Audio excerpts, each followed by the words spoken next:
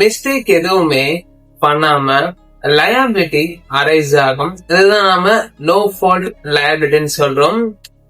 இந்த strict liability பிரின்சிபலை நாம apply செய்யணும்னா அங்க 3 எசென்சியல்ஸை சாட்டிஸ்ஃபை பண்ணிருக்கணும்.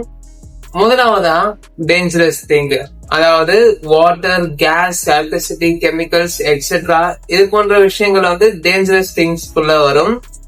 செகண்ட் எசென்சியல் எஸ்கேப், உங்களுடைய பிரிமைசஸ்ல இருக்கிற அந்த டேஞ்சரஸ் திங்ன்றது எஸ்கேப் ஆகி இருக்கணும். அந்த எஸ்கேப்னால உங்களோட நெய்பருக்கு ஏதாவது டேமேஜ் ஏற்பட்டிருக்கணும். ஓகேங்களா. மூன்றாவது நான் நேச்சுரல் யூஸ், லேண்ட்ல ஒரு அன்நேச்சுரலான வகையில நீங்க பயன்படுத்துறீங்க. உதாரணத்துக்கு நம்ம நார்மலா வீட்டுல டொமஸ்டிக் டேங்க் வைப்போம் வாட்டர் ஸ்டோரேஜ்க்கு. இதே ஒரு ஹியூஜான ரிசர்வாயரை கட்டுறோம்னா அது இன்ஹெரன்ட்லி டேஞ்சரஸ் திங்.